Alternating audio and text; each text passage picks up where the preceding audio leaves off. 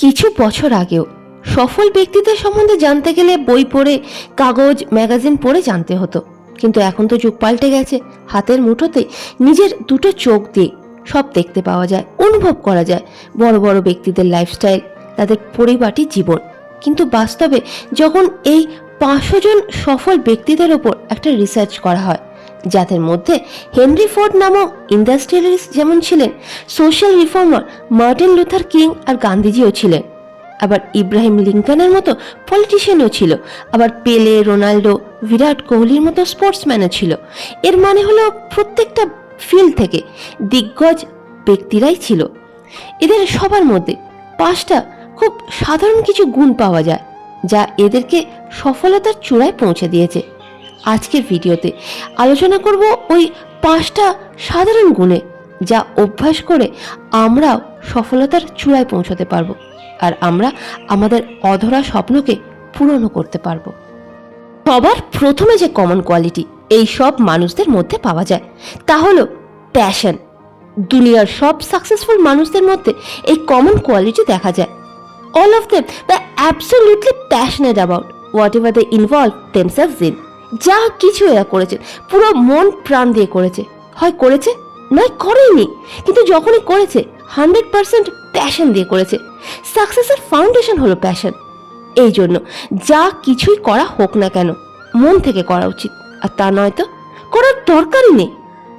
মন দিয়ে কোনো কাজ করলে না ক্লান্ত অনুভব করে না শরীর। প্যাশন আর ক্লান্তি কখনোই একসঙ্গে চলতে পারে না। আপনি যখন সেই কাজটা করেন যাতে আপনার প্যাশন আছে, লক্ষ্য করবেন আপনি ক্লান্ত হবেনই না। আর যে কাজ করতে করতে আপনি ক্লান্ত হয়ে পড়েন, it simply means you are not passionate about your work. Daily ব্লগার্সদের দেখেন কিভাবে তারা দিনের পর দিন, ঘন্টার পর ঘন্টা বিনা ক্লান্তিতে ব্লগ করেই যায়, জীবনের খুঁটিনাটি আমাদের সকলের সামনে তুলে ধরার চেষ্টা করে, শত নেগেটিভ কমেন্টস এড়িয়ে। হ্যাঁ, আপনি বলতেই পারেন যে এটা তো ওদের সোর্স অফ ইনকাম, কিন্তু কাজটা তো প্রথম দিন থেকে সোর্স অফ ইনকাম ছিল না। কাজের প্রতি প্যাশন, ডিসিপ্লিন, কনসিস্টেন্সি আজ তাদের সফলতার চূড়ায় পৌঁছে দিয়েছে। আমাদের চোখের সামনে তাদের সাকসেস ধরা দিয়েছে, কিন্তু তাদের ক্লান্তি নয়। If you are passionate about the business you are doing, you cannot be tired at all. আপনি সময় দেখেন না, দিন দেখেন না, কিচ্ছু দেখেন না, আপনি শুধু করতেই থাকেন। আর যদি ক্লান্তি আসে তাহলে কিন্তু বুঝতে হবে প্যাশন লুজ হচ্ছে ডে বাই ডে। এবার দ্বিতীয় কোয়ালিটি, যা এই সকল সফল মানুষদের মধ্যে খুব কমন দেখা গেছে, আর এই একটা কোয়ালিটির জন্য খুব বড় একটা পার্থক্য সৃষ্টি হয়, সেটা হলো master in communication. All the successful people are masters in communication. কারণ ফাইনালি আপনাকে তো আপনার আইডিয়াস বাইরের জগতে তো শেয়ার করতেই হবে, কারণ কোনো কাজ তো একা করা যায় না। আর যদি আপনি চান দুনিয়া আপনার উপর বিশ্বাস করুক, ভরসা করুক, তাহলে এটা তো খুবই জরুরি যে আপনাকে আপনার কথা, আপনার চিন্তাধারা মানুষের সামনে সঠিকভাবে তুলে ধরতে হবে। Because life is not about what you think, it is about how you are able to express what you think to the world outside. Mahatma Gandhiji সম্বন্ধে বলা হয় যে ওনার থেকে বড় কমিউনিকেটর আজ অবধি এই দুনিয়া জন্মায়নি, কারণ উনি ওনার বক্তব্য খুবই সরল ভাষায় সাধারণ মানুষকে বোঝাতেন।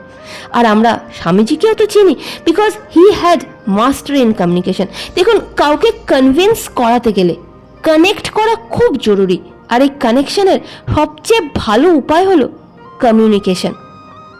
আর এর বিপরীতে দুনিয়ার বহু বড় বড় খেলোয়াড়রা আছে, ভালো ক্যাপ্টেন হতে পারেনি, কারণ তাদের কমিউনিকেশন স্কিলস খুবই অ্যাভারেজ ছিল, নিজের ফিলিংস অন্যকে কনভে করতে পারেনি।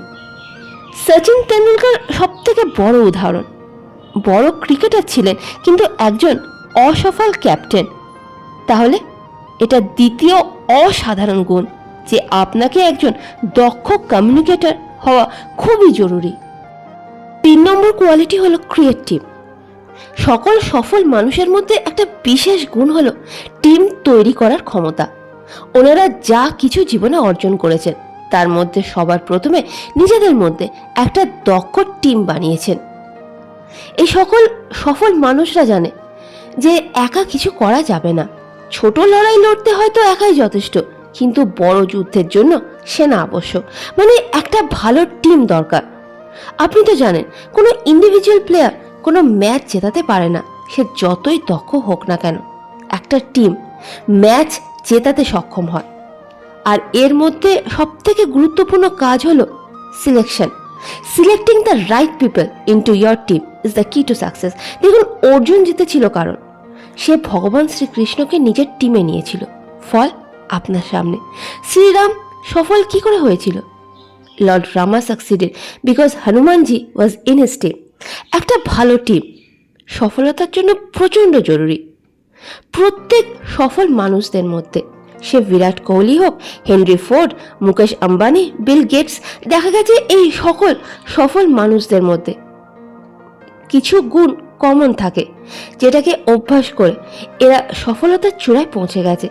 আর যদি আপনি এই সকল গুণগুলোকে নিজের জীবনে অভ্যাস করতে পারেন, তাহলে জোর গলায় বলতে পারি যে আপনিও সফল হবেনই। দেখুন, 4 নম্বর কোয়ালিটি যেটা দুনিয়ার সব থেকে সফল মানুষরা বিশ্বাস করে, তা হলো they all believe in the process, not the results. এরা প্রসেসে বিশ্বাসী। কথায় আছে না, focus on the roots not the fruits. এরা সবাই সফল হওয়ার জন্য কোনো শর্টকাট মেথড আপন করে নেয়নি।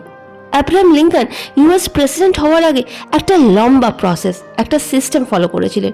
গান্ধীজিও অহিংসার লম্বা পথ বেছে নিয়েছিলেন। দেখুন, people who are on the top are on the top because of a reason and not accidentally. হঠাৎ করে কেউ আকাশ ছুঁতে পারে না। আপনি বাড়ি থেকে বেরিয়ে এমনি হাঁটতে হাঁটতে ঘুরতে ফিরতে কখনোই এভারেস্ট পর্বতে পৌঁছতে পারবেন না। এভারেস্ট পর্বতে যাওয়ার একটা প্রসেস আছে, একটা পদ্ধতি আছে। এডমন্ড হিলারি একবারই মাউন্ট এভারেস্টে পৌঁছে যাননি, উনি কঠিন প্রসেস ফলো করেছিলেন আর ইতিহাস রচনা করেছেন। আর যখন বিরাট কোহলি বলেছিলেন I have not a single cheat day, এর মানে হলো ওনার যে ডায়েট ছিল তার উপর ওনার প্রচণ্ড কন্ট্রোল ছিল। উনি বিগত কিছু বছর ধরে কোনো ভুল খাবারই খাননি। বিরাট কোহলি কিন্তু একদিনে বিরাট কোহলি হননি, উনি লম্বা প্রসেস ফলো করেছিলেন। আর ওনাকে যখন প্রশ্ন করা হয় এত মোটিভেটেড উনি কিভাবে থাকেন, জিভের ওপর ওনার এত কন্ট্রোল কিভাবে, স্বাদের ওপর ওনার এত কন্ট্রোল কিভাবে, জবাবে উনি বলেছিলেন ভারতের তিরঙ্গা ওনার মনের কাছে আছে, আর এর থেকে বড় মোটিভেশন ওনার আর কি চাই। এটা শুনেই বোঝা যায় যে people who are on the top are on top because of a reason and not accidentally.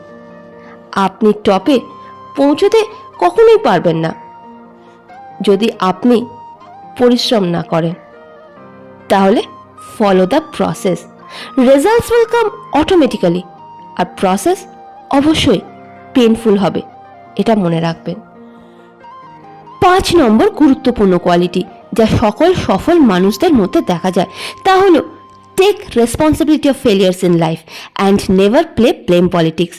নিজের ব্যর্থতার দায়িত্ব নিজেকেই নিতে হবে। দুনিয়ার সব মহান ব্যক্তিদের মধ্যে একটা অদ্ভুত গুণ দেখা যায়।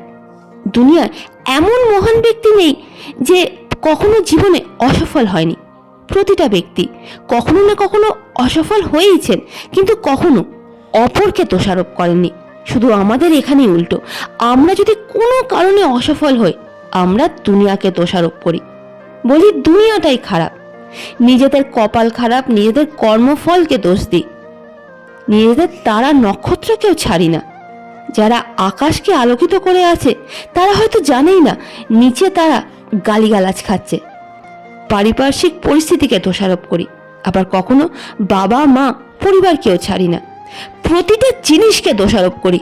মার্কেট খারাপ, সরকার ঠিকমতো কাজই করছে না, সব খারাপ। শুধু নিজেকে একটা প্রশ্ন করি না, নিজের মনের ওপর হাত দিয়ে একটা প্রশ্ন করি না যে আমি সত্যি কি সফল হওয়ার জন্য যতটা পরিশ্রম করার প্রয়োজন ছিল ততটা কি কঠোর পরিশ্রম আদৌ করেছিলাম? উত্তর যদি না হয় তাহলে কিন্তু আপনার কোনো অধিকারই নেই জীবনে কোথাও পৌঁছবার। তাহলে never ever blame, you are solely responsible for every good or bad thing happens to you. দুনিয়ার 500 জন সফল মানুষদের মধ্যে এই 5টি কমন কোয়ালিটি পাওয়া গেছে।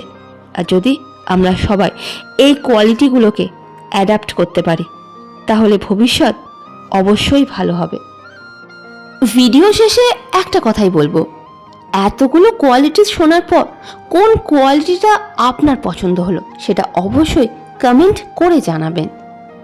আর ভিডিও ভালো লাগলে লাইক, শেয়ার, সাবস্ক্রাইব করতে কিন্তু ভুলবেন না। কথা হবে পরের ভিডিওতে। ধন্যবাদ।